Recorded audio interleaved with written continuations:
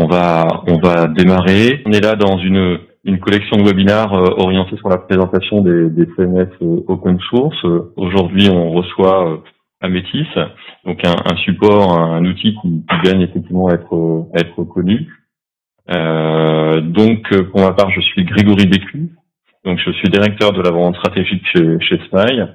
Et je suis aussi auteur de pas mal de livres blancs sur la gestion de contenu chez Smile. Et donc Cédric Giamoli, qui est directeur technique chez Ametis, qui animera également cette présentation. Alors, je commence par une présentation rapide de Smile.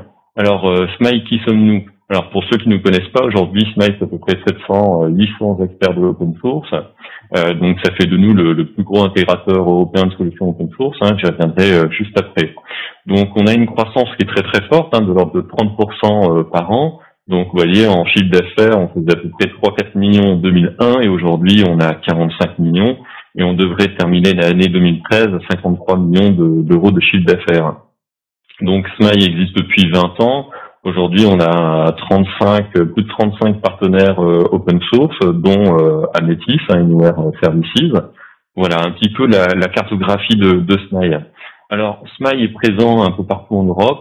C'est vraiment notre mot d'ordre, c'est que on veut développer notre présence partout dans l'Europe et renforcer notre position de premier intégrateur européen de solutions open source. Donc, pour cela, on est présent effectivement en France. On est basé à Paris historiquement, à Levallois-Perret. Et puis, on a développé tout un ensemble de présences, à la fois en Espagne, aux Pays-Bas, en Belgique, en Suisse, mais aussi en Côte d'Ivoire, au Maroc, en Ukraine, etc. Et donc, on prévoit notamment de fin 2013, on y est déjà, et début 2014, en fait, de lancer Smile à la fois en Allemagne et puis en Angleterre. Alors, quelques mots sur l'open source. Tout le monde ne connaît pas forcément l'open source. Aujourd'hui, on va vous présenter Ametis, qui est une solution open source. Alors, quelles sont les vertus? Alors déjà, ce qui est important de voir, c'est que l'open source, c'est innovant. Aujourd'hui, quand on parle des sujets de pointe, comme les sujets, par exemple, qui sont un peu les buzzwords à la mode, que ce soit, par exemple, le cloud ou bien le big data, ce qu'il faut savoir, c'est que les solutions qui répondent le mieux à cette problématique, ce sont des solutions open source. Et donc, l'open source, effectivement, c'est une technologie de pointe. Alors, on oublie aussi de parler du prix, parce que c'est vrai que ça a été un argument fort pendant les dernières années, mais aujourd'hui, effectivement, on peut parler du prix, parce que on a des indicateurs qui sont très, très intéressants, comme par exemple, dernièrement, les ministères de la Santé et de l'Intérieur qui ont publié, effectivement, les résultats de leur première politique open source, et on voit que dans certains cas de figure, c'est jusqu'à 90% d'économie grâce à des outils comme, par exemple, GLPI dans ces ministères. C'est aussi l'open source est sécurisé, donc là je donnais l'exemple de Drupal qui est par exemple utilisé à la Maison Blanche, mais on en a d'autres. Savez-vous par exemple que tous les systèmes de bourse mondiaux sont gérés par de l'open source, que par exemple un système sur 2 de trafic aérien est géré par de l'open source, ou encore que le système de navigation, de détection sur Mars Exploration par exemple, est basé aussi sur des briques open source. Voilà. Alors, aussi, l'open source, naturellement, c'est populaire. Aujourd'hui, il n'y a qu'une seule entreprise qui ne peut pas dire qui utilise de l'open source. Donc, aujourd'hui, 92% des entreprises déclarent utiliser massivement de l'open source. Voilà, dans les faits, le chiffre est sûrement encore plus important. Et enfin, c'est une technologie qui est vraiment mature, parce que des outils comme par exemple Twitter, Facebook, Google utilisent massivement l'open source. On a encore eu récemment des preuves et des témoignages qui vont dans ce sens-là. Donc aujourd'hui, effectivement, l'open source est partout et présent. Et une différence qui est assez profonde en ce moment, c'est que l'open source est utilisé notamment et tiré par ces grands utilisateurs. Donc, comme effectivement, je l'évoquais, Twitter, qui a beaucoup travaillé sur l'aspect, par exemple, NoSQL, pareil pour Facebook. Voilà un petit peu pour cette slide sur l'open source. Pour venir à Smile, donc je vous le disais, plus gros intégrateur de solutions open source, donc à peu près 700-800 collaborateurs, on fait à peu près 300 projets par an, donc ce qui est quand même très significatif. Voilà. On est multi-technologie. Aujourd'hui, on va vous présenter avec Anywhere Services, par exemple, la solution qui est la solution Ametis. Mais on a aussi tout un ensemble de produits et solutions qu'on intègre, des solutions à la fois d'éditeurs, mais aussi des solutions communautaires. Donc, vous avez un certain nombre d'exemples sur cette slide. Voilà. Alors slide sur les livres blancs, donc Smile est aussi connu notamment sur ses publications. Alors on se rend pas compte toujours de ce que ça représente. Donc aujourd'hui on a à peu près 30 livres blancs sur tout un ensemble de sujets. On en a 2 ou 3 par exemple sur les CMS open source, hein, un qui vient de sortir récemment sur la pénétration des CMS open source, qui mesure notamment la part de marché des CMS dans les petites, moyennes et grandes entreprises, ainsi que sur des organisations parapubliques ou associatives, par exemple. On a aussi des livres blancs sur la mobilité, sur la gestion documentaire, sur l'e-commerce, sur des choses beaucoup plus techniques comme les firewalls, les VPN, etc. Aujourd'hui, tout ça représente à peu près 150 000 à 200 000 téléchargements par an. Voilà. Enfin, je termine pour aller à l'essentiel et à la démonstration d'Amétis sur une présentation de quelques-unes de nos références. Aujourd'hui, voilà, on est très présent sur le secteur du CAC 40, mais pas que. On n'est pas lié à un secteur d'activité en particulier. On répond à tous les besoins d'open source, des petits comme les plus gros, effectivement, sur tout secteur d'activité, sur les clients à peu près de toute taille. Voilà. Voilà. Alors, juste avant de passer la main à nos amis d'Amétis, je voulais faire un petit point sur pourquoi ce webinaire. Alors, nous aujourd'hui, on constate que Amétis, en France notamment, prend des parts de marché de façon assez significative. Il a une croissance très rapide. On voit notamment sur les études qu'on a pu faire en interne, à la fois pour nos clients, mais aussi pour nos collaborateurs, que c'est une solution qui a un périmètre fonctionnel qui est vraiment très intéressant et qui a pris un positionnement, notamment sur l'ergonomie, aussi une sorte de verticalisation sur l'enseignement qui est vraiment très intéressante. Et c'est pour ça aujourd'hui qu'on voulait organiser ce webinaire, parce qu'il nous tenait à cœur effectivement de présenter cet outil au plus grand nombre. Bien sûr, vous avez tous en tête d'autres outils comme Joomla, WordPress, CMS. Notre étude l'a encore prouvé, ce sont vraiment des CMS qui ont une très très forte popularité.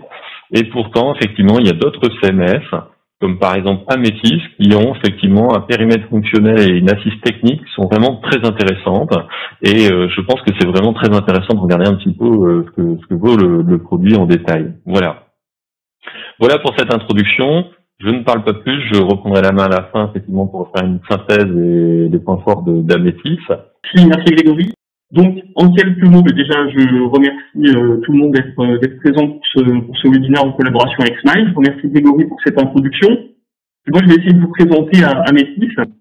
Donc, Amétis, c'est un CMS qui a une petite dizaine d'années, qui n'a réellement pris son essor que depuis, on va dire, 2009-2010, quand on a réellement pris le virage global et franc de l'open source. Donc aujourd'hui, c'est un outil qui est complètement gratuit, téléchargeable sur le site ametis.org, qui est entièrement gratuit. Donc on est un éditeur français, basé dans la région toulousaine, et on travaille donc depuis une dizaine d'années dans le monde à la fois de l'open source et du web CMS. Historiquement, on a été déployé, comme Grégory le mentionnait en introduction, principalement dans les administrations françaises, notamment l'enseignement supérieur. Et puis, depuis, on va dire, 4 ou 5 ans, il y a un virage très fort qui est notamment au niveau des grands comptes. Donc, vous avez quelques-unes de nos références en dépage. On va pas forcément détailler c'est pas le lieu, mais on fera peut-être un ou deux focus clients en fin de présentation, en fonction des questions éventuellement. Mais en gros, voilà, présent dans les grands comptes, dans les collectivités françaises, et dans les universités, dans les supérieurs de manière générale. Et au niveau des grands comptes, on peut citer les laboratoires pharmaceutiques Merck, par exemple, Schneider Electric, ou ce genre de choses. Donc en fait, ce qui nous intéressait aujourd'hui, c'est de faire un focus sur l'ergonomie.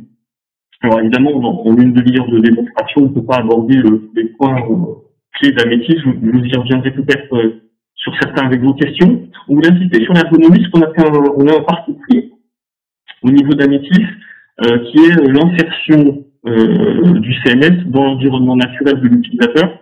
Puisqu'on se rend compte qu'au final, le CMS est quand même un outil qui est utilisé, on va dire, souvent par de nombreuses personnes. Et donc, il nous paraît intéressant de mettre l'outil au service des gens et pas l'inverse, donc de reproduire ce qu'ils ont l'habitude d'utiliser. Donc, vous allez voir qu'on fait rapprocher graphiquement des environnements, on va dire, traditionnels, bureautiques que les gens ont l'habitude d'utiliser.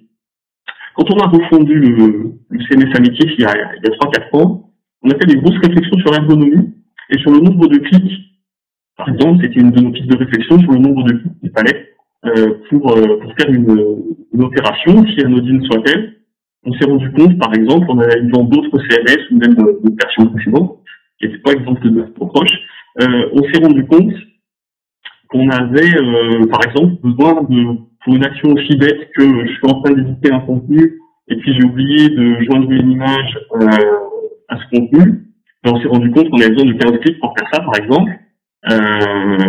Et puis, on s'est dit que c'était pas possible. Donc, on a réfléchi, puis aujourd'hui, la même opération prend 4 clics, je crois. Et puis, on a fait cette démarche-là, en s'aidant de nos utilisateurs pour essayer de résoudre leurs problèmes d'utilisation. Donc, vous allez le voir, beaucoup de choses basées sur des actions contextuelles. On affiche que ce dont on a besoin, que ce qu'on a le droit d'utiliser. Donc, tout ça, c'est fait pour faciliter la vie de l'utilisateur. Et puis, on va tout de suite passer à la démo. Je vous présente la démo. Alors, aujourd'hui, dans le temps imparti, on va faire un focus sur l'ergonomie, je le disais. Et pour vous présenter donc le parti d'Amétis en termes d'utilisation, d'expérience utilisateur. Donc, ce qu'on voit ici, donc là, je suis connecté en administrateur. J'ai beaucoup de boutons. Ce qu'il faut savoir, c'est que les boutons s'adaptent à la personne qui est connectée. Donc, ce qui est intéressant de noter, c'est quoi? C'est que sur la partie haute de l'écran, j'ai un ruban qui n'est pas, et c'est volontaire, il faut rappeler, celui de Microsoft Office. Donc en fait, l'idée qu'on a eue, c'est que les contributeurs, vous n'allez pas apprendre au niveau de travail d'ergonomie. Les contributeurs, pour la plupart, utilisent Word, Excel, PowerPoint, en tout cas les logiciels Microsoft, à longueur de journée, c'est le environnement naturel du travail. Donc on s'est inséré dans cette dynamique. Ce qui est intéressant avec l'ergonomie Microsoft, c'est que, par exemple, ici, je vais cliquer sur une page, vous voyez que je vais prendre ici sur la gauche de mon écran, j'ai cliqué sur une page au hasard, qui s'appelle fonctionnalité clé, j'ai un menu page, ici, je ne sais pas si vous voyez ma souris, j'ai un menu page qui apparaît, qui est contextuel. C'est-à-dire que si je crée ici une nouvelle page, elle va s'insérer sous fonctionnalité clé. À l'inverse, si je clique sur accueil, j'ai à nouveau l'onglet page qui est apparu, mais il est contextuel. Si je fais une nouvelle page à cet endroit-là, je peux le faire pour la démo. J'ai une nouvelle page qui se crée, elle se crée de manière contextuelle sous la page d'accueil. Si ça ne nous intéresse pas, on va la fermer. Je regarde aussi dans mon onglet page. J'ai aussi un explorateur de ressources. Alors, l'explorateur de ressources, c'est le mot qu'on utilise, certains autres CMS parlent de librairie de médias ou quelque chose comme ça. C'est pour les pièces jaunes. Donc, je clique sur mon explorateur de ressources. Je vais avoir un deuxième onglet qui s'est affiché à côté du plan de sheet, mais je suis plus en train de parler de page, donc mon onglet page a disparu. Et je suis en train d'utiliser l'onglet. Donc je reviens sur mon plan de sheet, j'ai à nouveau mon onglet page qui apparaît. Donc, vous voyez, on contextualise au maximum les actions, les menus. On a utilisé des grosses icônes qui sont contextuelles, qui sont adaptées aux droits de l'utilisateur. Donc on a toujours sous la main et sous la souris, entre guillemets, ce qui peut intéresser l'utilisateur tout. Donc on voit par exemple, j'ai créé une nouvelle page pour l'accueil. On voit que je peux facilement la déposer sous une place pour l'outil, ou l'insérer en plein milieu de mon plan de sheet. Donc tout ça, c'est très graphique. Et donc j'en viens à ma deuxième partie de l'ergonomie, qui est la partie basse de l'écran, la partie centrale, où vous avez un système d'onglets, à la fois à gauche et au centre, qui va vous permettre de juxtaposer différentes pages. Alors, celle-là n'a pas de contenu. Donc je vais par exemple ouvrir la page multi-site. Donc ici, j'ai ouvert 3 pages. Bon, j'ai fermé celle-là qui n'a pas de contenu. J'ai ouvert 3 pages. Fonctionnalité clé, multi-site, gestion de contenu. Ça, c'est un cas qui arrive souvent dans la vie d'un contributeur. C'est-à-dire que je travaille sur plusieurs pages en même temps. Donc, je vais avoir la possibilité d'en ouvrir plusieurs en même temps qui sont... Et j'ai pas besoin de revenir, de ressortir, de cliquer sur une croix, de revenir à un plan du site, de réouvrir ma page. Tout est ouvert en même temps. Je peux simultanément à ça ouvrir, par exemple, si je reviens sur mon menu accueil, j'ai un moteur de recherche. Je peux ouvrir mon moteur de recherche. Mon moteur de recherche sera ouvert en plein milieu, à côté de mes pages. Je peux recliquer sur mes pages. On va voir tout à l'heure que je peux rentrer sur plusieurs contenus en édition en même temps. Donc tout l'intérêt, c'est de minimiser le nombre de clics. On a tout sous la main. Là, la démo que vous voyez, ça teste depuis un écran de portable, donc il n'y a pas une résolution extraordinaire. Pourtant, on arrive à avoir beaucoup de boutons, on arrive à avoir beaucoup de choses à l'écran. Donc, c'est relativement confortable pour travailler. Donc, par exemple, je ferme ce moteur de recherche qui ne me servira à rien dans un premier temps. Donc, je suis sur ma page multisite. Voilà, j'ai une page qui est ici. Alors, je peux la prévisualiser. Donc, là, vous avez un bouton prévisualiser qui va m'ouvrir un nouvel onglet de mon navigateur qui va me montrer ce que serait la page sur mon site final. Puisque, voilà, là, je suis plus dans le back-office. Là, je suis sur mon site final. J'ai une page qui s'est ouverte à côté. Je peux naviguer d'ailleurs depuis cette page de prévisualisation. Je peux complètement naviguer dans mon site. Voilà, je peux complètement naviguer. Ça, c'est le site normal. Et je peux revenir à mon back-office de gestion pour travailler sur un contenu de la page. Donc là, par exemple, une fois que je vous ai montré ça, on va rentrer dans le vif du sujet. Je vais cliquer sur ce contenu. Donc tout ça, c'est très graphique, hein, tout est à la souris. J'ai un menu contextuel contenu qui est apparu, puisqu'évidemment tout est contextuel, et puis on va pouvoir rentrer en modification. Ouais. Donc la modification d'un contenu, qu'est-ce que ça veut dire? Ça veut dire qu'on a un formulaire relativement classique d'édition qui apparaît avec un ensemble de champs qui sont obligatoires ou pas. Donc il y a le champ illustration sur lequel on peut mettre une alternative pour les problématiques d'accessibilité. Je peux refermer pour gagner la place. Et ensuite, on va s'intéresser au contenu dit riche, c'est-à-dire le contenu dans lequel on va pouvoir faire des manipulations éditoriales. Donc bien entendu, je clique dedans, et là, qu'est-ce qui apparaît en haut de mon écran? Une interface qui est extrêmement semblable à celle de Word. Alors c'est bien sûr complètement fait exprès, puisqu'on va recopier de manière relativement fidèle l'interface de Word pour que les utilisateurs, toujours pareil, ne soient pas perdus. Donc c'est ainsi que je peux, si je veux enseigner un tableau en plein milieu, je clique sur mon assistant tableau, et ce qui apparaît, donc là c'est quelque chose d'assez classique, hein, où je peux sélectionner un tableau de lignes et de colonnes, de manière complètement graphique, pas besoin d'ouvrir une boîte de dialogue pour saisir la largeur de chacune de mes colonnes, comme dans certains autres, tout est relativement graphique, tout est fait pour faciliter la vie du consultant. Donc là, voilà, c'est vraiment le focus que je souhaitais faire aujourd'hui. Alors, un tableau, par exemple, où je suis en train de faire un tableau, je suis dans un tableau, donc j'ai un onglet contextuel tableau qui vient d'apparaître. Donc, on sort du tableau, l'onglet contextuel tableau a disparu. Je retourne dans mon tableau, l'onglet jaune revient. Donc, je peux évidemment ajouter des lignes, enlever des lignes, ça c'est pratique. Je peux aussi dire que la première ligne est une ligne d'entrée. Encore un seul clic. Donc là, je change le style. Je peux, pour mon webmaster, mon chargé de com, a défini une charte partie pour ce site. Donc, je peux dire, par exemple, que ce tableau a une en-tête un peu plus foncée que les autres. Donc, on peut styler, depuis l'éditeur, on peut complètement styler les choses. Donc, évidemment, le contributeur final n'a pas la main. Par exemple, je ne peux pas faire du texte rose à fond vert. Je ne peux pas inventer des couleurs qui ne sont pas dans la charte de mon entreprise. Par contre, mon webmaster m'a donné un certain nombre, on va dire, de possibilités. Donc là, on voit on a vu qu'il y avait 5 ou 6 styles de tableau. Si je crée un lien, par exemple, ici, je peux surligner ça. Alors, attendez. Je vais m'en sortir des styles de tableau. Je surligne ça. Et ici, je vais dire, par exemple, que je peux insérer un lien. Voilà. Un lien vers une page du CMS. Donc là encore, c'est très graphique. Je vais pouvoir sélectionner une page si je veux pointer vers ici, par exemple, je clique. On voit qu'ici, en un seul clic, je pourrais ajouter une page. Donc, ça évite, quand j'ai oublié d'une page, de ressortir, de faire des clics supplémentaires. Donc là, c'est des raccourcis facilitateurs. J'ai ajouté un lien. Et mon webmaster, là où ce qui dit que j'avais plusieurs choix pour faire des liens. Donc, je peux styler mon lien. Voilà. C'est un truc au hasard. Mais on voit qu'on peut avoir des possibilités graphiques en quelques clics, très facile. Alors, quelque chose qui est quand même assez intéressant aussi, c'est de pouvoir copier-coller. Alors, le copier-coller,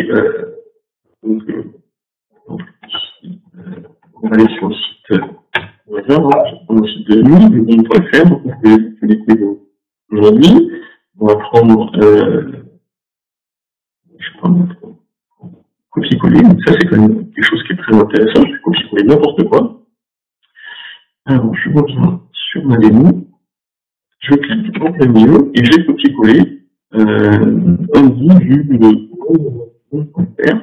Alors, le gros intérêt par rapport à la quasi-totalité des autres CMS, c'est que ici, je vais venir aspirer le contenu.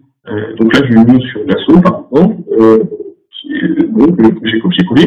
l'image demain elle est plus sur le monde.fr, j'ai aspiré le contenu, je peux, donc là c'est la VU en l'occurrence, je peux aspirer les images, donc ça, bon, ça peu d'intérêt dans le cas présent, aspirer du contenu du monde duquel on n'a pas forcément le droit, c'est pas très intéressant, mais par contre, c'est très intéressant cette fonctionnalité en cas de reprise de contenu où on fait très fréquemment des copier-coller. Donc là, on va carrément aspirer les pièces jointes et les images pour qu'ils deviennent propriétaires de ce site. C'est toujours une problématique, les copier-coller. Si certains parmi vous ont l'habitude de faire beaucoup de saisies dans les CMS, c'est toujours une problématique. Donc là, ici, on peut s'en affranchir. Donc on voit qu'on a cliqué sur une image, donc j'ai un lien pour l'image. Je peux faire évidemment des images flottantes à droite ou à gauche. Je peux réduire leur taille. Je peux mettre, pour les problématiques d'accessibilité, une légende, une alternative. Et puis évidemment, là aussi, je peux les estimer. Voilà pour la première image. Donc, évidemment, si vous avez des questions, parce que là je vais volontairement un peu vite, puisque je survole un petit peu toutes les fonctionnalités, si vous avez des questions, vous avez une petite messagerie instantanée dans laquelle vous posez toutes les questions que vous voulez, on y répondra en fin de compte. Voilà. Donc, bon, j'ai fait différentes démonstrations. Il y a quelque chose qui me semble intéressant de montrer dans l'éditeur en ligne, parce que c'est quand même relativement différenciant par rapport à d'autres CMS. Si certains d'entre vous viennent du secteur public ou d'entreprises qui ont des problématiques d'accessibilité. Alors, par le terme accessibilité, on parle souvent d'accessibilité aux malvoyants, mais pas que. C'est tout, les gens, ça regroupe toutes les personnes qui ont des difficultés d'accès à l'information qui est classiquement présentée dans un navigateur web, que ce soit des handicaps, des problèmes cognitifs et autres. Donc, il existe tout un ensemble de règles qui sont qui sont utilisées dans le monde du web pour produire des sites accessibles. Alors, donc, il y en a beaucoup qui sont dans la responsabilité de la charte graphique et du contenu éditorial, donc il faut former vos contributeurs. Il y a toute une série de critères qui sont de la responsabilité, au final, de votre outil, de votre CMS. Si votre CMS ne prend pas en compte ces critères, vous n'allez pas pouvoir. Donc, qu'est-ce que j'entends par là? Vous avez, par exemple, les assistants pour déclarer des acronymes. Par exemple, là, je suis dans mon texte, j'ai sauté des lignes, je veux parler de l'ONU. Alors, je tape ONU. Si vous êtes des fichiers visuels, vous allez utiliser un lecteur de page web. Ce lecteur, il va passer sur je sais pas, sur des choses comme ça, sur des sigles, alors je prends des sigles franco-français, il va avoir des mots comme ça, et puis il va pas savoir les lire. Parce que SNCF, un lecteur vocal, s'il l'a appris par cœur, il va pas savoir le lire, et votre utilisateur, qui ne voit pas visuellement l'écran, il va rien dire. Donc ça, c'est ce qu'on appelle un acronyme en français. Donc il faut déclarer un acronyme. Dans Amitis, on a un outil pour signaler un acronyme. Alors là, il faut je vais taper en entier. Vous écrivez ce que c'est que la SNCF, ou alors à la limite, vous décomposez le mot SNCF. Alors, votre utilisateur d'édition visuelle, son lecteur vocal, va comprendre la sémantique de ce mot et va lire à la place la définition que vous lui avez mise. Et puis, visuellement, vous avez, à la manière d'un petit glossaire, le petit plus par. Donc voilà pour ces assistants. Donc on a aussi l'assistant abréviation, changement en langue. Ça c'est le cas également quand on fait du texte qui contient des anglicismes par exemple. Où il faut signaler au lecteur vocal qu'on change de langue, sinon ça donne souvent des termes un petit peu incompréhensibles. Donc voilà ce genre d'assistants. On a aussi des assistants qui détectent les niveaux de titres. Donc là c'est un petit peu plus technique. Mais c'est vrai que par exemple, dans une page web, vous avez une hiérarchie de titres. Vous avez les titres de niveau 1, puis dessous les titres de niveau 2, dessous les titres de niveau 3. Bon, en tant que contributeur, rien ne vous empêche de mettre un titre 3 avant un titre 2, sauf que c'est pas bien du point de vue des règles techniques et sémantiques du web. Donc, Amitis est capable de détecter que vous avez mis un titre 3 avant un titre 2 et vous en avez.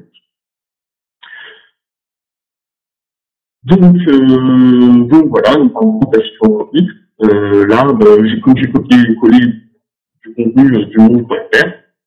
On m'avertit qu'il y a un champ qui contient une hiérarchie de titres incorrects et que je ne dois pas saisir de titre 2 avant un titre 1. Voilà. Parce qu'il peut y avoir des problèmes de compréhension. Là, je dis que je m'en fiche, je peux quand même enregistrer. En tout cas, vous avez des alertes Alors, il faut savoir que dans Amétis est grandement paramétrable de ce point de vue-là. On peut déclarer, si ça vous intéresse, que les alertes ne sont pas, qu'on n'a pas le droit de passer outre les alertes. Donc là, vous voyez qu'on a bien repris l'image du monde et qu'on a repris le contenu, donc le copier-coller, c'est passé sans aucun problème, alors que c'est souvent ça. Je ne vais pas répondre plus que ça sur cet éditeur en ligne. Donc ce que vous avez vu, donc là par exemple, on peut changer d'onglet et puis là aussi éditer le contenu. Donc ce qui est intéressant de noter, pour faire une synthèse de ce que je viens de raconter, c'est qu'on a un éditeur qui est ergonomiquement très proche des outils domotiques qu'on utilise habituellement, puisqu'il a été calqué souvent. Alors je ne vais pas parler des éditeurs qui sont assez classiques, hein, de l'éditeur aussi de style, qui sont tous définis au moment de l'intégration en collaboration avec le webmaster ou l'équipe com. Donc voilà, c'est intéressant de noter qu'on se cale sur l'environnement naturel de l'utilisateur. Je vais ressortir mon avertir que je n'ai pas enregistré, c'est pas très grave. Je vais ressortir de ça. Un dernier point sur cet écran que je peux vous montrer. Donc, comment est faite une page dans Amétis. Donc on a des zones, vous voyez, ici on a des zones, on a nommé zone hors bloc 1, zone 2, puis il y a la zone principale qui contient le contenu. Donc dans une zone, je peux ajouter des choses. Donc c'est comme ça qu'on fait très graphiquement là aussi. On compose une page dans Amétis, puisque dans une zone, je peux mettre ici soit ajouter un contenu. Alors des types de contenus, on crée autant qu'on veut, bien entendu. C'est pas Amétis qui va vous limiter de ce point de vue-là. Donc là, ce que j'ai édité tout à l'heure, ça s'appelait un article, on peut citer des actualités, des glossaires, des délais multimédia, que ce soit des images, des photos, etc. On met autant qu'on veut. Et puis il y a ce qu'on appelle des services. Donc les services, il y en a beaucoup. C'est tout ce qui concerne quelque chose qui n'est pas modifié à l'intérieur de l'Amétis, mais c'est la connexion avec des services tiers. Donc on peut mettre les partages de réseaux sociaux, on peut mettre la gestion des pièces jointes sur la bibliothèque de intranet, par exemple. On peut insérer des cartes interactives, des cartes de map. Par exemple, ici, je vais insérer, je ne sais pas si sur la zone de droite, ça va bien rendre. Donc, je vais insérer, donc, par exemple, on va dire qu'on est à Paris. Voilà, donc je veux zoomer sur Paris parce que je veux dire que je veux mettre un point ici, test. Ici, j'ai mis un point et puis je veux dessiner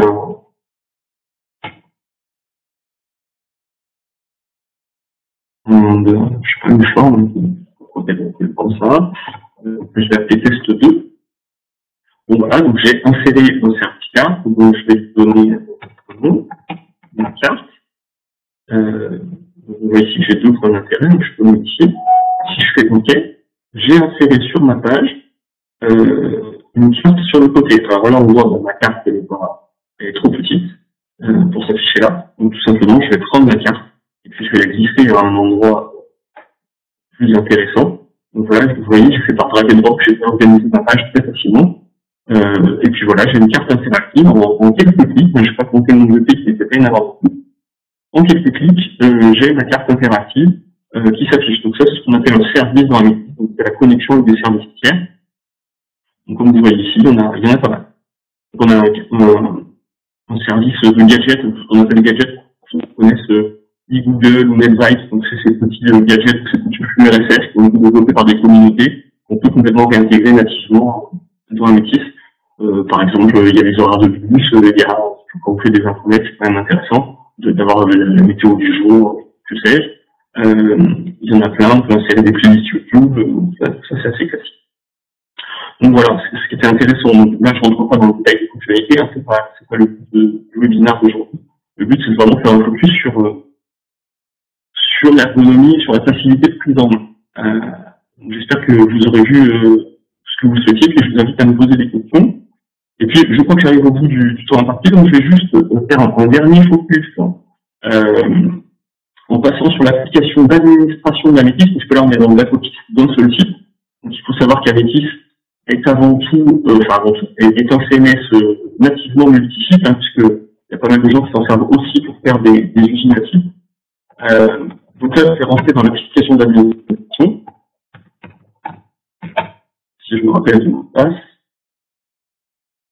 Voilà. Là, c'est dans l'application d'administration. Ce que je souhaitais vous montrer, je rentre dans la gestion des sites. Donc là, j'ai un CMS de démo. D'ailleurs, vous voyez l'adresse en haut de votre écran, c'est le site de démo qui est complètement public, que vous pouvez aller voir.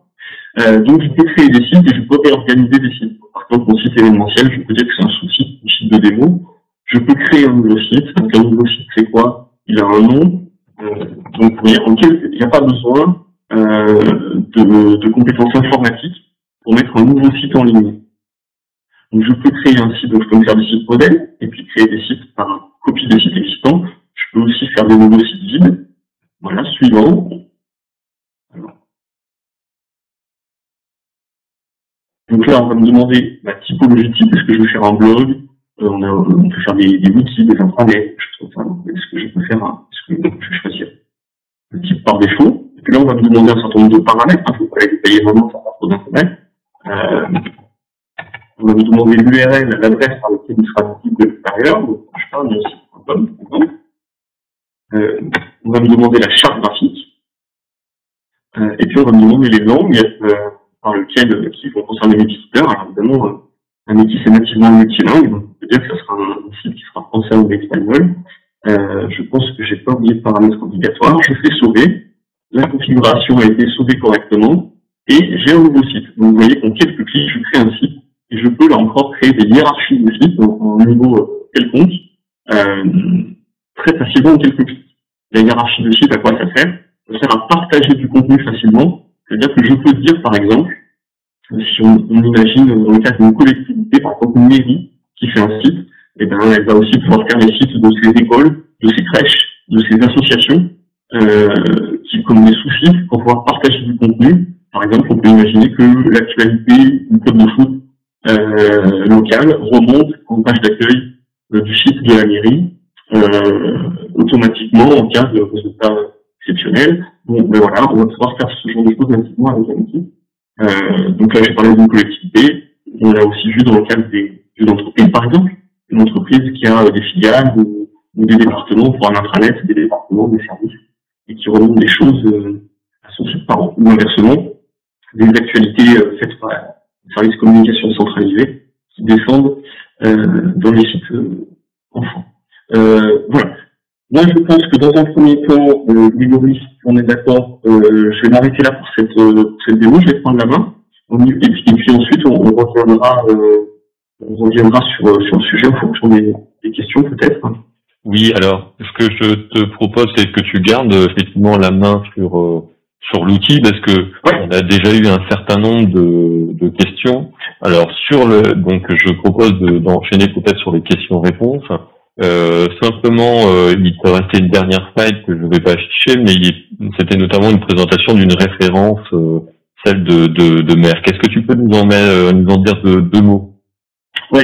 Alors, en deux mots, une référence qui nous semble intéressante dans ce contexte justement multi-site. Alors, c'est quasiment même usine à site, dans le cadre de Merck.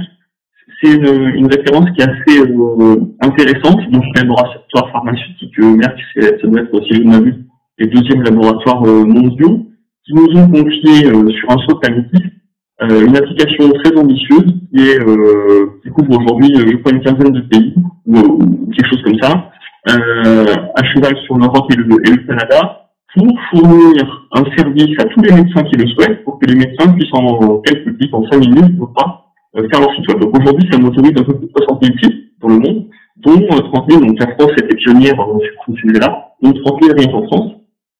Donc aujourd'hui, Amétis motorise à peu près 60 000 sites de médecins généralistes ou spécialistes grâce à cette plateforme. Donc ce qui est très intéressant, c'est que cette plateforme, elle publie des sites web, bien entendu, basés sur cette plateforme-là, mais elle propose aussi des sites mobiles, elle propose des applications natives mobiles, donc ça c'est généré à partir d'un seul endroit, d'une seule base Amétis, qui vient, on s'en sert de base de contenu et on vient implanter un certain nombre de médias différents. Il peut y avoir des médias papier, il peut y avoir des médias, on va dire, classiques web, et puis des médias un peu plus novateurs mobiles.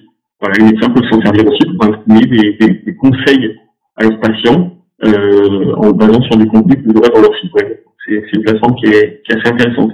Alors, moi, j'ai pas la liste des questions sous les yeux, mais je vais ça répondait à la question. Je vais faire le modérateur un petit peu pour les questions qui ont été soumises. Alors notamment, il y a une première question, par exemple, de Olivier Colomb, qui demande justement quels sont les points forts de la solution sur les fonctionnalités telles que la création de multisites, on va évoquer rapidement, sur la gestion du multilinguisme et sur la gestion de la médiathèque qu'on n'a pas vu beaucoup. Non.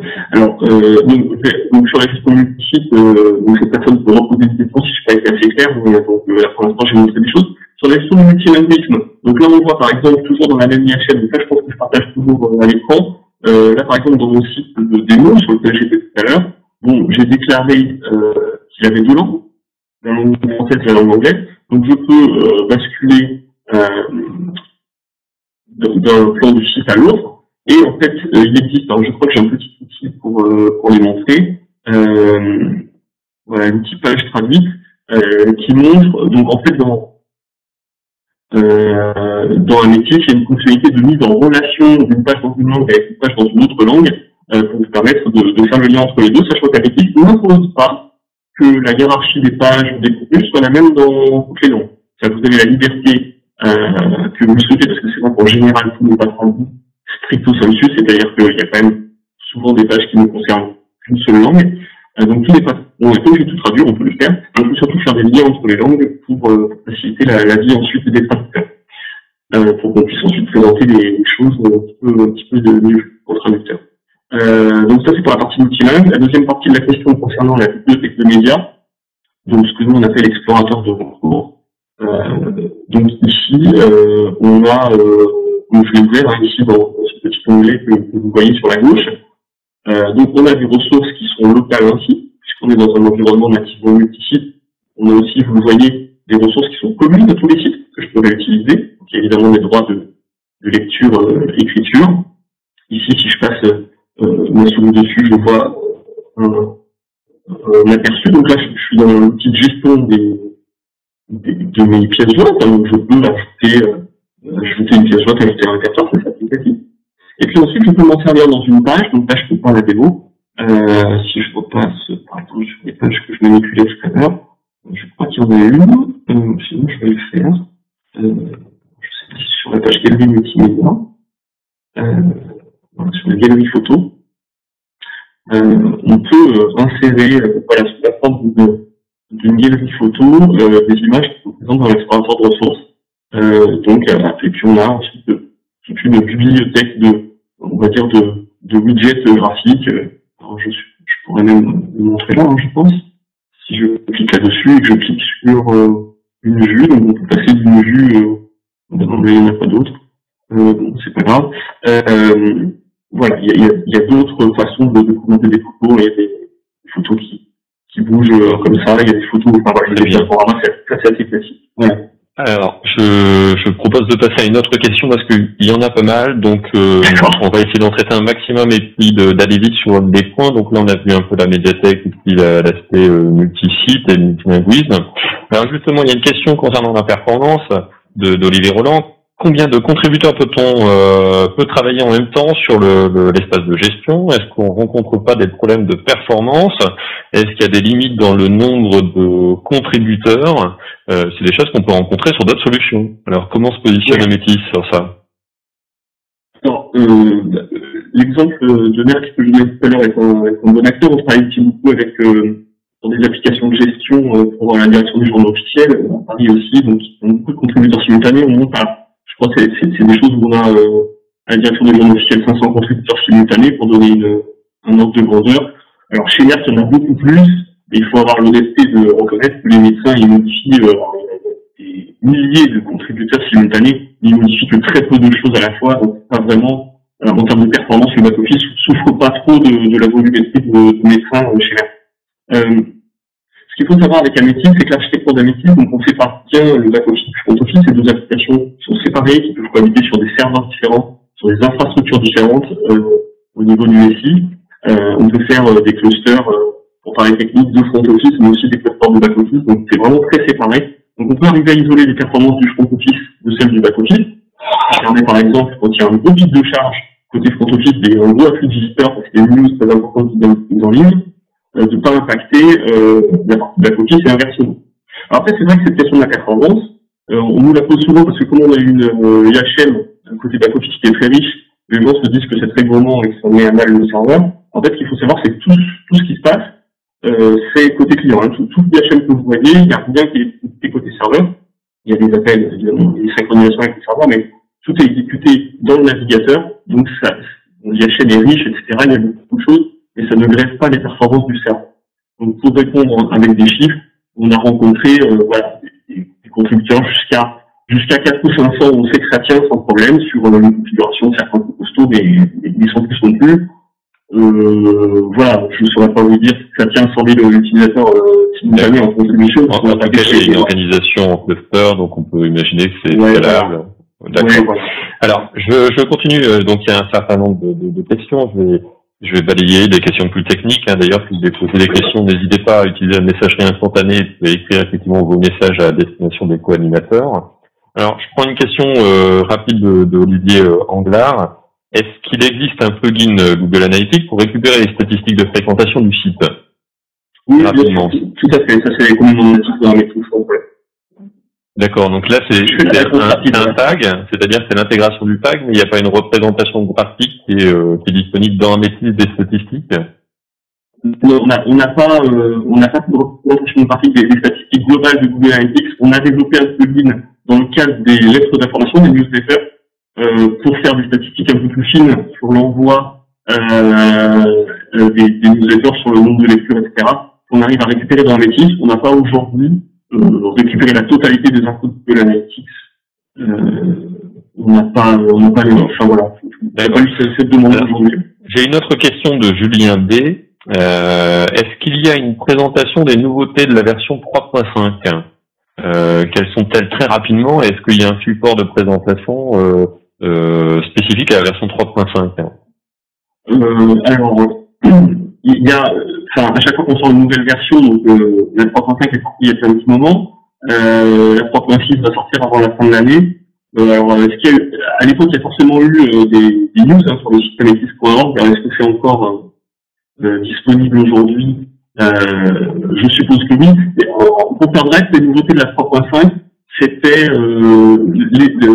on avait fait une refonte des comptes personnels pour les visiteurs. On avait fait un gros focus sur le partage de contenu multi-sites en termes de gymnastique notamment. Les vues sur les contenus pour qu'on puisse. Alors ça, c'est vrai que c'est quelque chose que j'ai pas noté. Je peux peut-être le montrer rapidement. On peut passer rapidement de 2 à 3 colonnes. Une colonne, 2 colonnes, 3 colonnes sur les contenus. Ce genre de choses.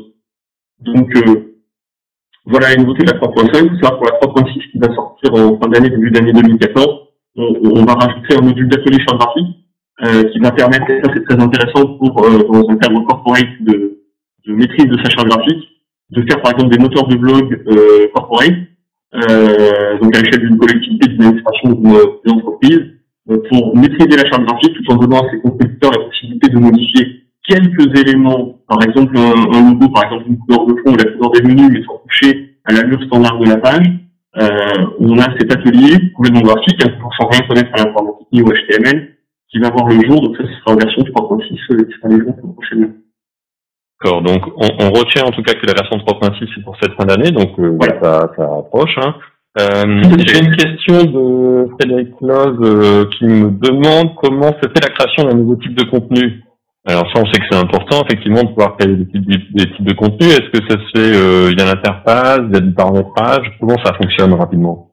Alors ça, c'est du paramétrage aujourd'hui, et on a prévu, donc, dans la roadmap d'Analytics, au premier semestre 2014, d'avoir une interface web par-dessus. Aujourd'hui, ça reste du paramétrage externe, dans des fichiers de configuration. Alors, faut pas coder, hein. Il n'y a pas de développement à proprement parler, c'est du paramétrage dans des fichiers de configuration. Et on va avoir, d'ici 6 mois, une interface web de modification de ce type de contenu pour que là, il n'y a même pas de fichier texte à ouvrir à côté. D'accord, très bien. Alors, j'ai une question aussi de Julien B, et de Alain Ricato, qui me posent tous les deux un petit peu, est-ce qu'on peut avoir un peu plus d'informations sur le terme requête que tu utilisais tout à l'heure? Est-ce qu'il y a une fonctionnalité d'affichage dynamique à partir d'éléments d'une base de données externe, par exemple? Alors là, j'ai en plus l'exemple sous les yeux pour répondre à la question. Donc effectivement, Donc si on regarde cette page que vous devez avoir à l'écran là, il y a, alors c'est un exemple hein, qui vaut ce qu'il vaut, mais qui permet de booster la fonctionnalité. On a ici un tableau qui reprend, là que vous voyez ici à l'écran, qui reprend les membres d'un service. Alors si je rentre en modification de ce contenu, c'est intéressant de voir la vue des deux côtés. Si je rentre en modification de ce contenu, là où tout à l'heure vous aviez la liste des membres du service, ici vous avez une toute petite pastille qui dit juste à cet endroit-là, je vais insérer le résultat de vos requêtes. Donc là, on est dans l'éditeur en ligne qui est manipulé par tous les contributeurs qui n'ont aucun accès à une quelconque connaissance SQL ou que sais-je. Donc là, ils vont juste insérer une requête qui a été préparée par une DSI quelconque. Et en fait, au moment du rendu, je vais pouvoir, alors ça c'est très utilisé par exemple pour tout ce qui est intranet, pour faire la liste des gens. On a beaucoup travaillé avec des collectivités ou des administrations qui ont sans cesse du personnel qui rentre et qui sort. Et qui ont toujours besoin d'avoir une liste à jour, donc utilise ce genre de choses. Ça c'est un exemple concret qui a été utilisé en production. Après, voilà, on peut insérer, on peut fusionner dans un contenu complètement éditorial des données qui viennent d'un système d'information externe. Donc là, j'ai fait l'exemple d'été méchant avec une table, une base de données. On peut faire avec des web services, avec des middleware métiers. Ça se fait relativement fréquemment. Très bien. Alors, j'enchaîne sur une autre question de Henri Hacklock. Est-ce que tu peux, Cédric, nous en dire davantage sur la gestion des droits? Sur quel modèle ça fonctionne? Est-ce qu'il y a des notions de rôle préétablies? Est-ce que c'est plutôt à la manière de Linux? Comment ça fonctionne? Alors ça on n'a pas réinventé grand-chose. C'est relativement classique, la gestion des droits. C'est-à-dire qu'on associe, donc il y a des droits élémentaires. Par exemple, un droit élémentaire, c'est créer un contenu, ajouter une actualité, c'est supprimer un contenu, modifier le champ texte riche, etc. Donc ça, c'est des droits élémentaires qu'on regroupe bien entendu en profil. Une installation typique d'Ametis va contenir plusieurs centaines de droits élémentaires, bien évidemment pas un par un. Donc on va les regrouper en profils, que d'autres appellent des rôles, hein, enfin voilà, on reste dans ce vocabulaire-là. Et ces rôles, on les affecte à un utilisateur ou à un groupe d'utilisateurs en fonction d'un contexte donné, donc par exemple une page, ou par exemple, là j'imagine, là ce sera pas le cas sur la démo, là je suis administrateur, j'ai le droit sur tout. Donc on pourrait imaginer que j'ai le droit d'édition, enfin de modification des contenus sur la branche groupe des clés, par exemple, que vous avez sous les yeux, et qu'à l'inverse sur la branche support, j'ai aucun droit. Et puis que sur la page créer un compte, qui est ici, je sois validateur, par exemple. Donc voilà, c'est assez classique, hein, ça ressemble beaucoup à des droits Linux pour ceux qui parlent un peu technique. On a des droits d'écriture, des droits de lecture. Ça c'est assez classique. Donc je vois la question là de l'héritage des droits. Donc bien entendu, là je suis administrateur, je me suis mis les droits racines. Donc là on peut le voir. Hein, j'ai un menu qui s'appelle utilisateur de groupe des droits. Si je clique sur les droits sur le plan du site, ici on le voit. On voit que je suis j'ai tous les droits alors, et donc ils sont hérités. Je me suis pas amusé à me recopier les droits dans toutes les sous-pages. Donc bien entendu il y a l'héritage de droits. Donc on voit qu'il y a une notion d'héritage. Alors j'enchaîne sur une question de Laura O qui nous demande effectivement dans la question, dans l'approche multisite, est-ce qu'on peut partager un contenu, c'est-à-dire un contenu qui aurait été comme un article, une actualité qui aurait été créée dans un site, est-ce qu'on peut automatiquement le mettre dans un autre des sites? Et puis alors comment ça fonctionne? Est-ce que c'est une copie? Est-ce que c'est un lien, etc.? Oui, tout à fait. Donc ça c'est justement une des grosses nouveautés de la version 3.5. On a apporté ça, donc je vais ouvrir dans un autre onglet de mon navigateur. Je vais ouvrir un autre site. Donc là, par exemple, j'ai un site que j'ouvre. Donc là, j'utilise la même instance d'Ametis, on clique sur demo.ametis.org simplement. Donc je suis administrateur, j'ai accès à tout. J'ai ouvert deux sites en même temps, donc des points de sites séparés. Donc dans le premier onglet qui est ici, j'ai mon site qui s'appelle 3W. Et puis dans mon site qui est à droite, j'ai mon site qui s'appelle Event. Et donc je vais pouvoir partager. Donc, je crois que c'est fait, on va regarder. Donc j'ai deux sites, donc je peux partager des contenus de l'un de l'autre. il me semblait que j'en avais un de démo, mais sinon je peux le faire. Il me semblait qu'il y en avait un qui était déjà fait, sinon je vais en refaire un nouveau. Alors je vais le faire. Donc on peut ajouter un contenu existant. Donc là, vous voyez, dans ma thématique, je pouvais créer un article, ça, je peux ajouter un contenu existant. Là, on va me demander de quel site je vais aller chercher. Donc là, vous voyez que je retrouve ma hiérarchie de texte que j'avais fait pour la démo tout à l'heure. Donc je vais aller chercher dans mon site de démo qui s'appelle, je sais pas si je vais retrouver ça.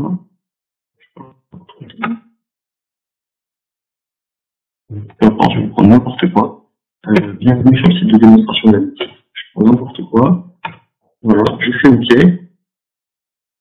Donc là, je vais sur un rafraîchir et ici, j'ai affiché en bas un site. Donc on nous prévient par un petit encart jaune que ce contenu est issu du partage d'un contenu d'un autre site qui ne peut pas être modifié ici. Donc ici, j'ai affiché un contenu d'un autre site. C'est un lien. Je le modifie d'un côté, il sera modifié de l'autre. Donc ça marche bien. Il y a eu des grosses réflexions avec nos utilisateurs sur leurs besoins. Et donc, on a abouti à cette fonctionnalité qui est assez intéressante, puisqu'elle permet de partager, alors là, je vais montrer sur un contenu, on peut en partager plusieurs. On peut faire complètement des sous-sites qui ne sont que de la reprise de données d'un site chapeau. Ça, c'est intéressant. Voilà, j'espère avoir répondu à la question. D'accord. Oui, très bien. Alors, quelques questions très rapides. Olivier Roland, par exemple, demande s'il existe un connecteur LDAP. Donc LDAP, oui. Donc c'est un annuaire qui permet de stocker, par exemple, les individus d'une entreprise. Pour ceux qui ne connaissent pas, est-ce que c'est possible? Est-ce que c'est natif? Oui. C'est complètement natif. On est dans la distribution de base, il y a un connecteur LDAP sans problème. D'accord. Alors une question après concernant le responsive design de Henri Hacklock. Est-ce que c'est du multi-écran? Est-ce que par défaut c'est du responsive sur des thèmes front office? Comment on gère par exemple la mobilité dans Ametis? Évidemment, Ametis peut gérer des sites qui sont responsive design. Mais voilà, bon, je vais pas. Les faisabilités techniques ne permettent pas de monter sur une tablette, sur un téléphone, ce qu'on appelle mon site de démo, mais ça marche. Ce qu'il faut noter, donc Ametis peut gérer des sites HTML4, des sites HTML5 sans problème. Ce qui est intéressant de noter, c'est que le back-office lui-même, il est en quelque sorte responsive. C'est-à-dire que ce back-office, si là je rétrécis la fenêtre de mon, je le fais sous Chrome, si je rétrécis la fenêtre, vous allez voir qu'on va, j'avais déjà une fenêtre qui était petite, ouais. Je sais pas si vous avez vu là, que la barre de bouton du haut s'est adaptée à l'écran, et donc là mes boutons sont plus petits parce qu'il y a moins de place, mais j'ai quand même tous mes boutons. Donc voilà, le back-office lui-même il est responsive et il permet d'afficher le back-office sur une tablette, sur un grand écran, sur un petit écran. Donc là encore on focus sur la facilité de prise en main. D'accord. Et concernant la mobilité sur le front office, donc c'est uniquement l'approche responsive design qui est préconisée par Ametis, ou est-ce qu'il y a d'autres éléments qui permettent de faire de la mobilité? Alors, jusqu'à il y a encore quelques années, avec notre approche de partage de contenu que vous venez de voir, on avait, ce qu'on préconisait avant l'avènement de responsive design et de ces problématiques-là, on préconisait de faire un site mobile qui soit différent.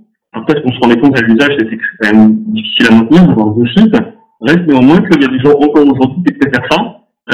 Et donc, on permet, via la fonctionnalité de partage de contenu, d'avoir un petit site mobile avec moins de contenu, et un gros site qui est principal à côté, et tout simplement, une fois qu'on a partagé nos actus, on a partagé nos arborescences, etc., on a besoin que de modifier le site chapeau, le site parent, et ensuite le site mobile est automatiquement mis à jour. Ça, c'est une première chose. Ensuite, maintenant, ce qu'on rencontre quand même le plus souvent, c'est que ce soit la charte qui soit responsive design, donc c'est le même site, la même URL d'accès, et simplement le contenu graphiquement se range différemment, c'est quand même ce qui est plus à la mode aujourd'hui. Mais voilà, les deux possibilités coexistent, en tout cas, et existent encore dans le. D'accord. Alors, je vois une question technique, puisqu'on parle de responsive, je vais y répondre en même temps. L'utilisation de Twitter Bootstrap, c'est tout à fait possible. En fait, de manière générale, parce que j'ai vu qu'il y avait une autre question sur le sujet aussi, sur la constitution des gabarits, Ametis n'impose pas de technologie, qu'elle soit CSS, JavaScript, HTML, ou de frameworks pour constituer la charte graphique. Donc, on peut tout à fait faire une charte avec Jquery mobile, on en a déjà fait avec Flutter Bootstrap aussi. D'accord. Alors, on enchaîne sur quelques dernières questions et puis on va clôturer. Une question très intéressante de Claude Carnot. Qu'est-ce qu'Améthys ne fait pas bien? Alors, ça, je vais être mal placé pour parler de ça. Alors, évidemment, on prétend pas, on est un produit qui est relativement jeune. Donc, par exemple, si vous comparez à des CMS qui sont bien établis, comme Drupal, avec ses peut-être 2000 modules communautaires, bon, ça c'est sûr qu'Améthys va pas rivaliser de ce point de vue-là. Étant un produit relativement jeune, avec moins de notoriété qu'un Drupal au niveau mondial, aujourd'hui on a moins de plugins, hein, clairement. On a une communauté de développeurs qui est plus petite, donc on va avoir moins de foison de connecteurs. Donc ça, c'est clairement un point sur lequel on va travailler dans les prochaines années. Après voilà, après c'est des choix technologiques, c'est des choix, j'allais dire presque idéologique. Après, voilà, on est un CMS qui est technologiquement différent des autres. Voilà, après, ça, c'est très difficile pour moi de passer spécifiquement, évidemment. C'est très bien déjà d'y avoir répondu. Deux, trois questions très rapides encore. Est-ce qu'il y a une gestion des versions de page? Alors non, on ne gère pas on gère les versions archivées des pages. On va pas avoir d'historique des pages, on a des historiques de contenu, bien entendu. Donc on fait la distinction page-contenu. Donc on a vu, hein, d'ailleurs on le voit encore à l'écran, qu'une page, la page graphique qui contient la totalité, donc si je passe en mode prévisualisation, comme je vous l'ai montré tout à l'heure, on voit ici qu'on a par exemple sur la gauche un calendrier, donc une zone. On a sur le milieu un contenu qui s'appelle conférence réseaux sociaux, un deuxième contenu qui s'appelle commander verrouiller.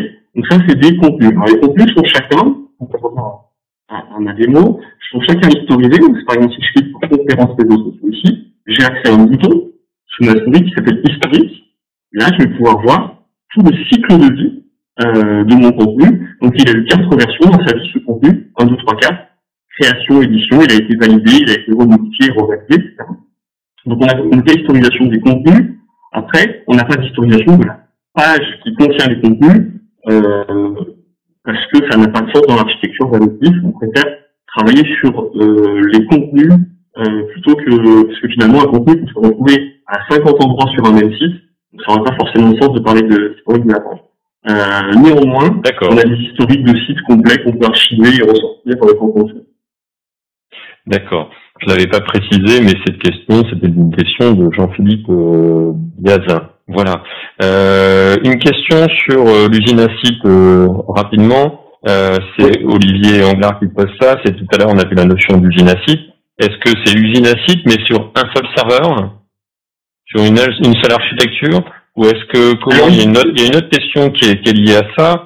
Je vais la retrouver. C'est une question d'Arnaud Palazzi qui pose la question de savoir comment est publié, gérer la publication entre les sites, entre les différents environnements de staging, de production, pré-production avec Améthys. Alors, techniquement, donc c'est une application qui a un socle Java, donc qui bénéficie de toute la puissance de cet environnement-là pour notamment en termes de clustering, choses comme ça qui sont de manière intéressante au niveau de l'infrastructure système. L'usine à site, elle peut être faite sur une seule machine. Donc, pour la petite histoire, chez Merck, quand je parlais tout à l'heure de cette référence, les 30 000 sites qu'on héberge pour la France sont servis par un seul serveur. Il n'y a pas de cluster. Il y a une machine par pays, mais à l'intérieur d'un seul pays, donc notamment la France, qui autorise 30 000 sites, il n'y a qu'un seul serveur. Donc ça montre quand même que ça répond. Ceci étant, pour d'autres environnements, on est amené avec des compteurs, mais reste dans moi que du point de vue de l'extérieur, c'est une seule application qui éventuellement est déployée sur plusieurs machines. Je sais pas si c'est ça le sens de la question. Oui, en tout cas, ça y répond. Voilà, on va presque terminer, je pense. Il y avait une question sur le moteur de recherche, toujours d'Olivier Anglard, qui posait la question, voilà, est-ce que le moteur de recherche est natif dans Améthys? Est-ce qu'on peut utiliser Apache Solaire? Est-ce que c'est déjà Solaire ou bien Lysen qui est intégré? Comment on intègre le scan des documents comme les ODF, etc. Alors aujourd'hui, nativement dans Amétis, si vous téléchargez Amétis, tout le contenu est indexé dans l'UCN qui est intégré à Amétis, donc ça c'est complètement transparent pour l'utilisateur final. Voilà, le moteur de recherche front office est basé sur l'UCN avec toute la puissance de l'UCN qu'il y a derrière, et tout est indexé. Et après, il y a des travaux en cours avec des clients sur l'intégration de Solar, effectivement, notamment dans le cas où on veut indexer du multisource. Alors, on a déjà fait du multisource avec Amétis, mais on intégrait tout depuis Amétis. C'était Amétis qui était le maître du moteur de recherche. Là, on travaille en ce moment avec d'autres clients sur pousser les contenus d'Amétis dans un autre système pour faire de la recherche fédérée à l'extérieur, donc ce qui permettra de faire du Solar aussi. D'accord. Alors, dans la même veine, il y a une question d'Olivier Roland de nouveau qui demande si on peut développer des composants spécifiques, si on est par exemple un client ou un intégrateur. Et puis une autre question de Laurent Labé, pardon. Est-ce qu'il est possible de faire des web services, d'intégrer du développement interne dans Amétis? Donc là, je pense que tout le monde parle d'extensibilité et aussi d'API. Est-ce qu'il y a des API sur Amétis? Oui, bien sûr. Donc ça, c'est une question qui est extrêmement importante. Donc bien sûr, Amétis est extensible. Donc on a un système de plugins, à l'instar de nombreuses autres applications du même genre. Donc, on a une gestion de plugins. Donc on peut créer des extensions Amétis de manière complètement externe, avec les API qui sont fournis. Il y a des API qui sont écrites en Java et d'autres en web service, effectivement, pour répondre à la question. Donc à la fois en lecture et en écriture. Donc on travaille actuellement beaucoup sur des applications de gestion. Voilà, on a parlé de la partie CMS Web. On a aussi beaucoup d'applications de gestion où les gens utilisent Amétis comme une base de données de contenu et ensuite qui viennent requêter par web service, que ce soit en lecture ou en écriture, pour ensuite travailler leur propre publication papier, par exemple. D'accord. Donc typiquement, Francis Billard avait une question sur l'import de données, l'import de data. Ça se fait aujourd'hui via l'API d'Amétis. On peut charger par exemple un fichier Excel directement avec un script qui utilise l'API d'Amétis.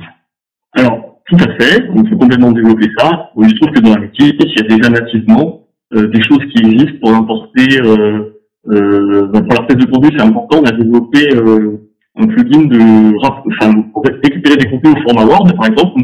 Si vous avez toute une bibliothèque de documents Word au format Docx, les formats les plus récents de Microsoft, vous les mettez tous dans un répertoire sur votre serveur, ça va vous créer autant de pages qu'il y a de fichiers, et de contenu qu'il y a de fichiers. Donc ça, c'est pour initialiser une base de travail. C'est quand même assez intéressant. Là, il n'y a rien à développer, ça existe. Et puis ensuite, si on veut rajouter son propre connecteur pour son propre format, effectivement, on peut utiliser les API.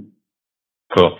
Alors, 3 dernières questions. Il y a une question d'Aurélien Alfonlaire et puis également d'Olivier Colomb concernant la modification des gabarits existants ou la création d'un nouveau gabarit. Est-ce que ça, c'est du pur développement? Est-ce qu'il y a une interface pour modifier les templates? Est-ce qu'on peut injecter du JavaScript pour changer l'affichage? Voilà, on a vu tout à l'heure en tout cas que la notion de templating permettait de gérer des blocs et mettre du contenu dans des blocs, mais est-ce que même cette organisation-là des blocs sur 2 colonnes, etc., 3 colonnes, est-ce que ça fait partie d'un développement spécifique ou bien ça fait partie d'une interface que propose Amétis? Alors aujourd'hui, on est plus dans ce qu'on appelle l'intégration graphique, donc c'est du développement il n'y a pas besoin de coder. Donc, tout à l'heure que Amétis c'était une plateforme écrite en Java, donc il n'y a pas besoin de connaître le langage Java pour faire du gabarit. Il suffit de connaître en gros HTML, CSS, etc. Donc on peut modifier. Aujourd'hui, donc on va avoir dans la prochaine version un atelier charte graphique. Et cet atelier, c'est un atelier de déclinaison de charte graphique, pas de création, c'est pas un Dreamweaver en ligne. Donc pour créer la charte graphique, il faut effectivement avoir un éditeur de texte et connaître le HTML pour partir de zéro pour faire un gabarit. Par contre, Amétis n'amène pas de limitation sur l'emplacement des blocs.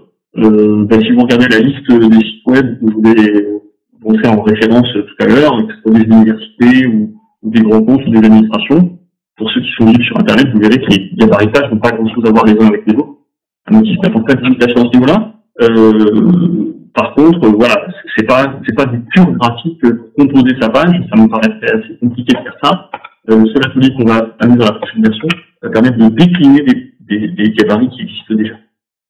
D'accord. Alors, l'avant-dernière question, c'est plutôt relative à la gestion documentaire, c'est-à-dire est-ce qu'il y a des limites dans les types de documents non structurés qui sont supportés, comme par exemple le PDF, tout ce qui est rich media, etc. Donc ça, c'est une question d'Arnaud Palazzi, et donc comment sont stockés ces documents. Et une autre question de Patricia Paleri, qui se pose la question de savoir quelles sont les fonctionnalités de gestion documentaire, d'indexation. Voilà, ça tourne en tout cas autour de la gestion documentaire. Est-ce que Amétis peut être un outil aussi de GED? Alors, on a une double politique à ce niveau-là. On ne souhaite pas se substituer à des solutions type Alfresco ou Nexeo pour parler de solutions françaises qui sont des vrais GED, on va dire, complètes à ce niveau-là. Donc, on ne souhaite pas se substituer à ces deux-là. Donc, on a deux choses.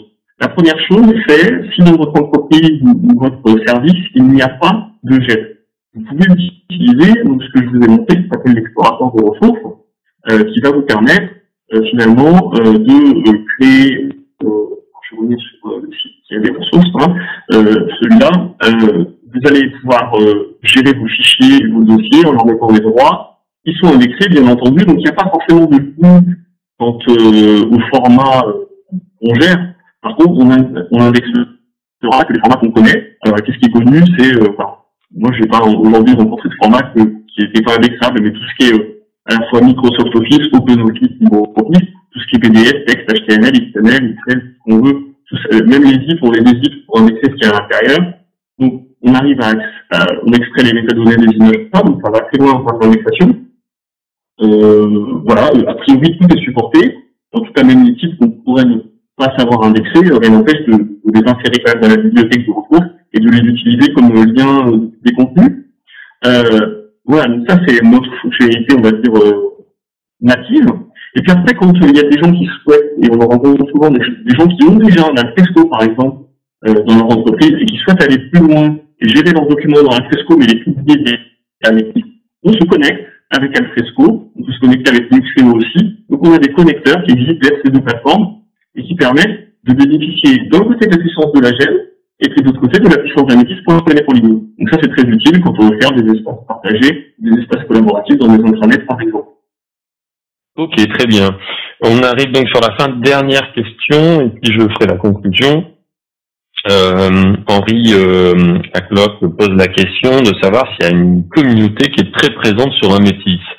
Donc voilà, on imagine que ça démarre. Qu'est-ce qui est mis en place pour la communauté aujourd'hui? Alors, comme je le disais, c'est une communauté qui est relativement récente. La communauté d'utilisateurs, elle existe depuis longtemps, puisque c'est un produit qui commence à avoir une expérience assez longue derrière lui, puisque ça fait 10 ans qu'on travaille sur le sujet, même si les premières versions n'avaient pas grand-chose à voir avec ce que vous avez sous les yeux. Donc la communauté d'utilisateurs existe, la communauté de développeurs, elle se met tout doucement en place. Donc aujourd'hui, qu'est-ce qu'on met comme moyen à la disposition? Donc il y a un forum, il y a un slide avec l'adresse du forum. Il y a un forum sur lequel on essaie d'être assez réactif. Il y a aujourd'hui de plus en plus d'inscrits, il y a des nouveaux inscrits tous les jours, donc c'est plutôt une bonne chose. On a de la réactivité, on a l'avantage d'être francophone, d'habiter en France, j'allais dire. Donc c'est vrai que pour nos utilisateurs francophones, c'est quand même un gros avantage d'avoir de la réactivité liée à la proximité. Donc ça c'est quand même assez intéressant.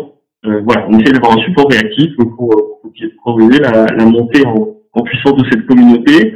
On a de la doc en ligne, on essaie de tout documenter, donc là encore c'est 100% open source, la doc est 100% libre et gratuite et accessible aussi. Donc on essaie de mettre aucune barrière à l'entrée pour que tout soit disponible. Voilà, donc je sais pas si ça répond à la question. Oui, très bien.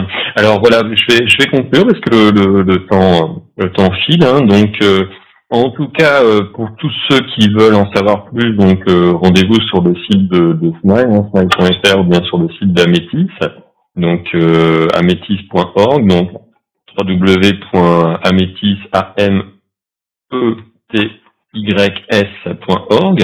Alors voilà, donc nous en tout cas on était ravis côté Smile de pouvoir présenter cet outil. À vrai dire, c'est vrai que Amétis, il y a encore peut-être 1 an et demi, on ne connaissait pas ou pas beaucoup. Et lorsqu'on a fait notre première enquête sur la pénétration des CMS open source dans les entreprises, Amétis ne faisait pas partie des 20 outils qu'on avait à l'époque présélectionnés. Et on a vu pourtant à la question quel CMS connaissez-vous, dans la partie autre, pas mal de gens commençaient à répondre à Métis. Et puis c'est vrai qu'aussi sur quelques appels d'offres, il nous arrivait en finale de rencontrer Amétis. Alors c'était assez surprenant parce qu'on les connaissait pas du tout. Et le retour qu'on a eu des clients, c'est que l'interface et la qualité de gestion étaient vraiment exceptionnelles et de grande qualité. Et ça rejoint un petit peu ce que nous on a vu dans notre première enquête justement sur la pénétration de CMS open source, quand on a posé la question de savoir quels étaient les points les plus attendus parmi les utilisateurs. La deuxième attente avait près de 40% des voix, c'était la qualité de l'interface de gestion. Et là, je pense que Cédric a fait voir effectivement la qualité de celle-ci. Tout a été pensé pour gagner du temps, et ça, c'est vraiment très important. On a encore rencontré hier un très gros client qui nous disait, un groupe international, à quel point pour eux c'était un enjeu que de pouvoir saisir rapidement et facilement sans trop de montée en compétences. Donc on voit bien que Amétis, c'est un point très très fort. Voilà, c'est un outil aussi qui est mature. D'ailleurs, on a commencé côté Smile quelques beaux projets. On a un projet de près de 1000 jours hommes pour l'ONICEP. Et d'autres projets qui devraient démarrer rapidement. Donc c'est aussi une solution qui est capable d'être sur des très très gros projets. Voilà. Alors ce qui nous plaît aussi, c'est que effectivement c'est un stack, c'est-à-dire un environnement Java, donc une capacité de montée en charge qui est très significative. Tout à l'heure on évoquait les 30 000 sites, voire même 60 000 sites gérés là dans le cadre du dossier Merck. Et ça, voilà, c'est très important pour nous aussi parce qu'on travaille avec des clients qui ont des besoins vraiment très importants en termes de performance. Et puis peut-être ce que je pourrais évoquer, c'est aussi ce côté verticalisation, côté enseignement. Alors c'est sûr qu'Amétis ne travaille pas que pour l'enseignement, mais en tout cas c'est une qualité qu'il faut leur reconnaître, c'est qu'ils ont développé effectivement une compétence sur tout ce qui est enseignement supérieur. Je crois que vous hébergez déjà, vous avez plus de 30 établissements supérieurs qui utilisent votre solution, et donc on voit bien à travers des fonctionnalités type que effectivement c'est un outil qui répond très très bien à cette demande-là. Il y a un côté verticalisation qui est vraiment très intéressant. Voilà, on voit que notamment il y a des fonctions qui sont très bien pensées pour l'utilisation au quotidien, comme le système d'abréviation lexique, même le Google Maps, qui est très très bien intégré par rapport à ce que je peux voir sur d'autres outils. Bref, un outil en tout cas qui est très axé utilisateur et vraiment très bien pensé. Sur notre dernière enquête 2013 sur la popularité, Amétis était classé 17e, donc effectivement on mesure aussi le travail qui reste à faire en termes de découverte de l'outil. Et c'est pour ça qu'on était très content de pouvoir vous le présenter à travers ce séminaire, parce que je pense que c'est un outil qui gagne à être connu et puis qui est français. Voilà, donc tout comme Speed est français et il a attiré beaucoup de monde, je pense aussi qu'il est important de mettre en valeur la nouvelle entreprise française. Donc voilà pour ce webinaire. Merci à tous pour votre attention. Vous étiez très nombreux ce matin, donc c'est toujours très présent. Et donc, on reste en contact sur les réseaux sociaux, sur notre site web. Donc, n'hésitez pas à poser vos questions. On y répondra avec plaisir. Voilà. Merci de remplir le petit questionnaire à la fin pour nous donner un petit peu un feedback sur ce webinaire. Et puis, rendez-vous très rapidement. Voilà. Bonne journée à tout le monde.